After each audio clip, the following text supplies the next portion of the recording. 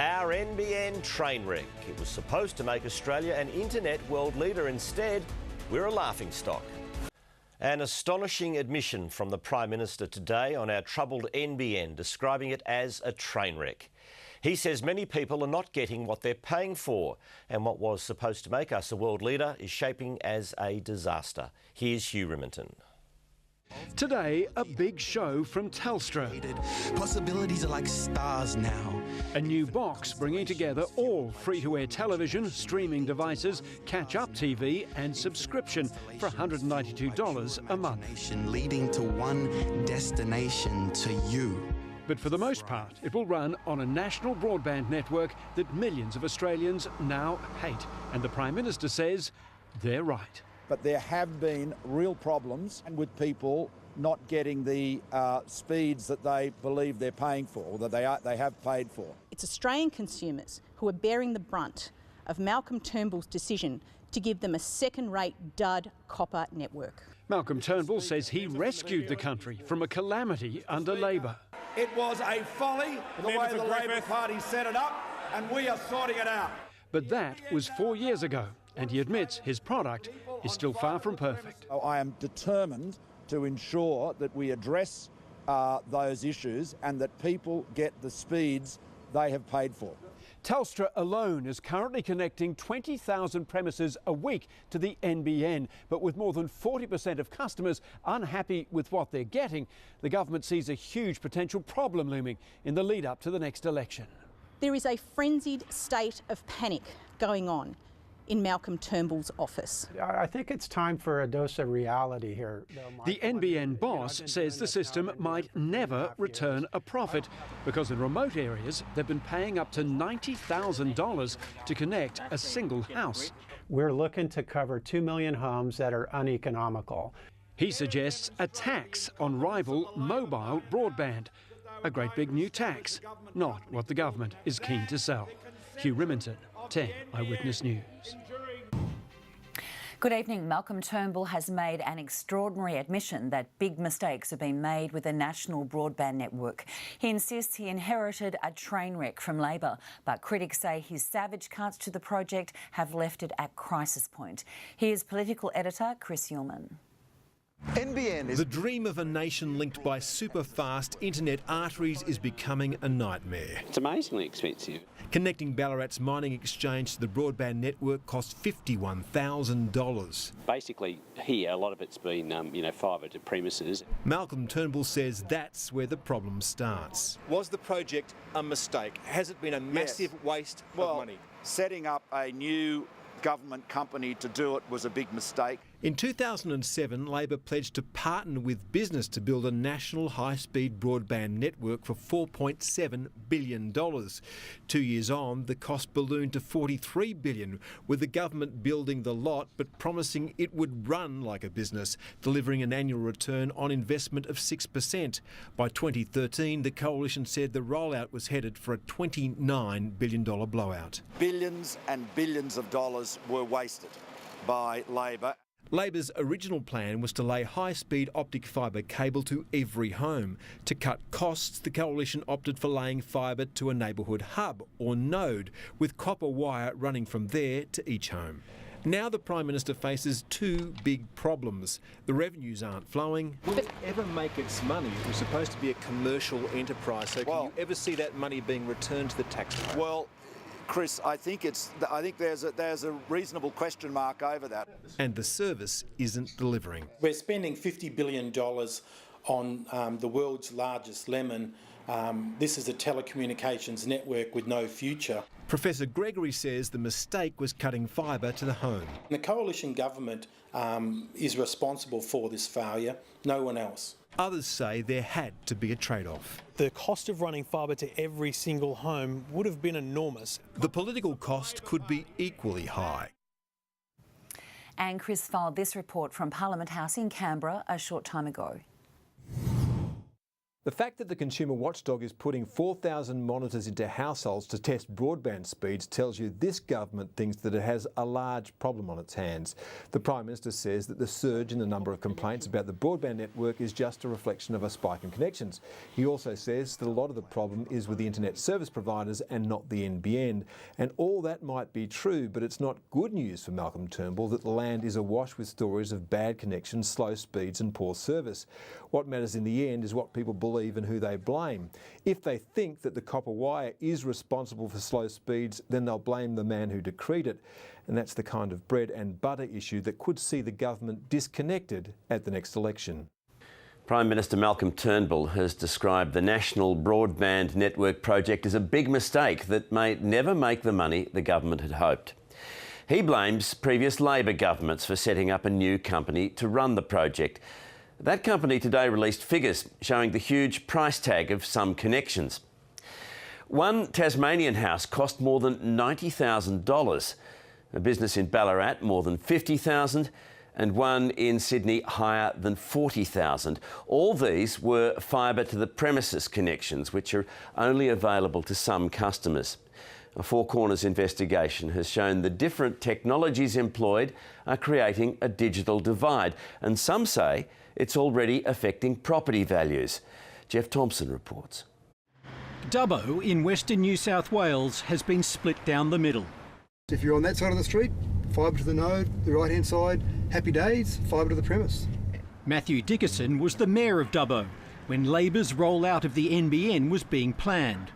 We were first announced as being all fibre to the premise.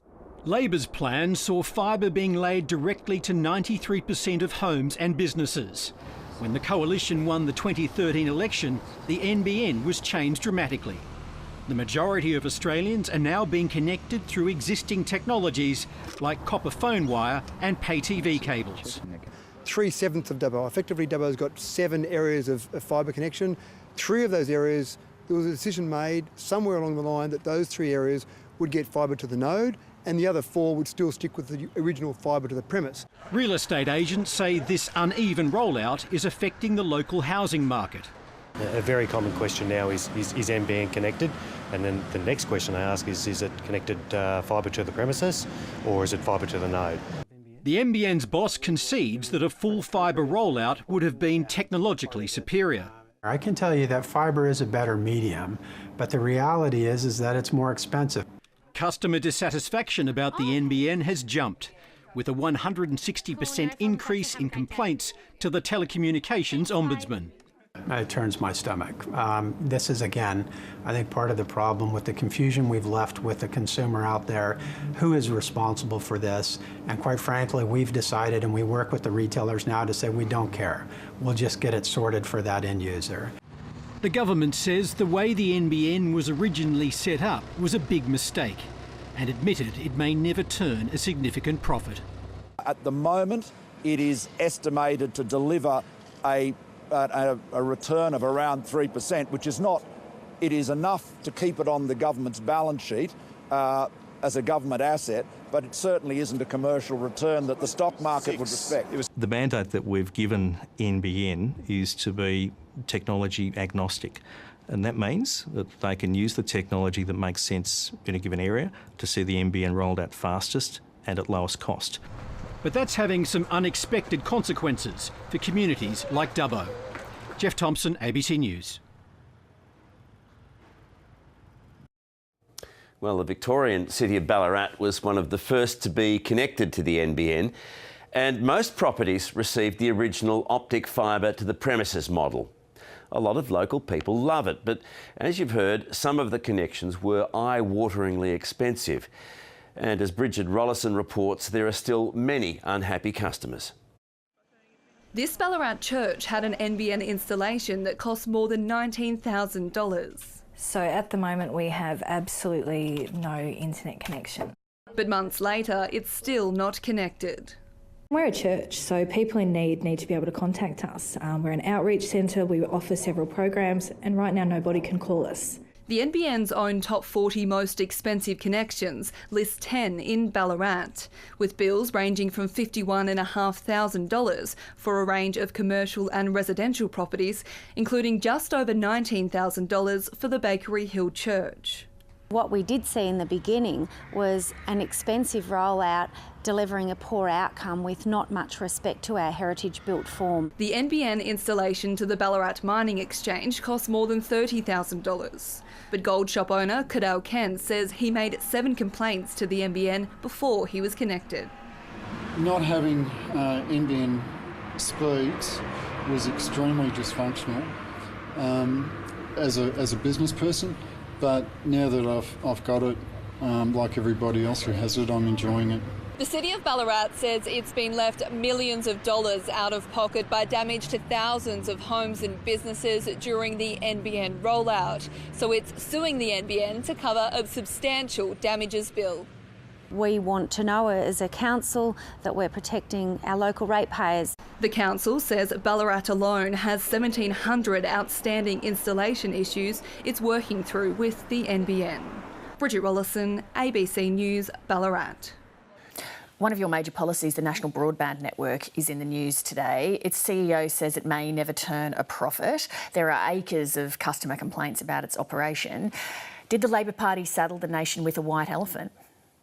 Well, Lee, you know as well as I do, that's a grossly unfair question, because what we launched as the National Broadband Network was fibre optic to the premises nationwide, because it would be that model which actually delivered the revenue stream long term to make the NBN financially sustainable. And it was that on which it was modelled.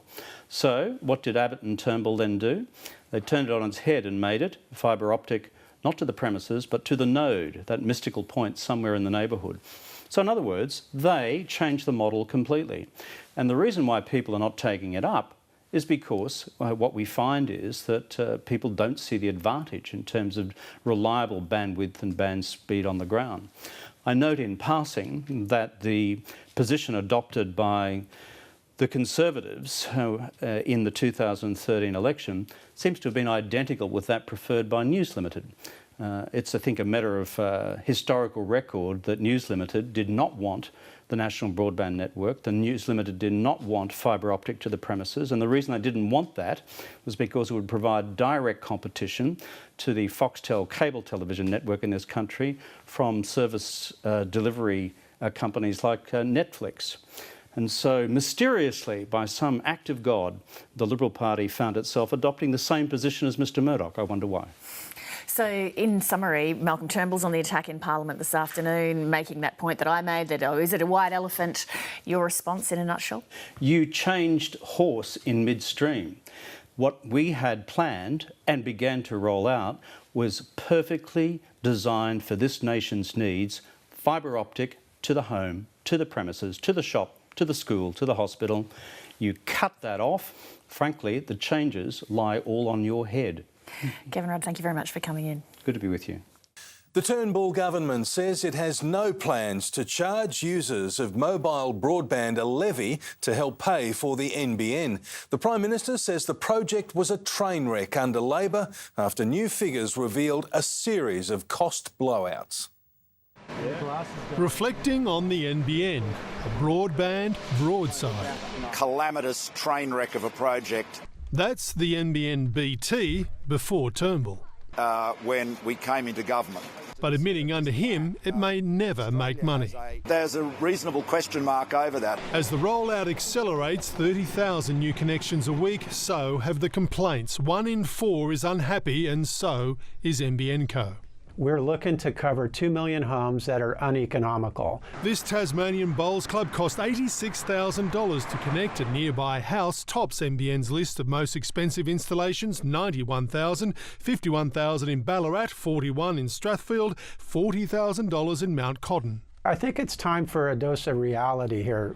The stark reality, it's losing money. The government has legislation to whack fixed-line competitors with a $7 a month levy. What we need to do now is just consider how wireless is going to address this as well. That means he wants a tax slapped on mobile phones too. We don't have a proposition to apply that levy to the broader mobile network. Casually ignoring its own history of NBN mismanagement, Labor says the cost cutting will lead to inequality, what it calls a digital divide.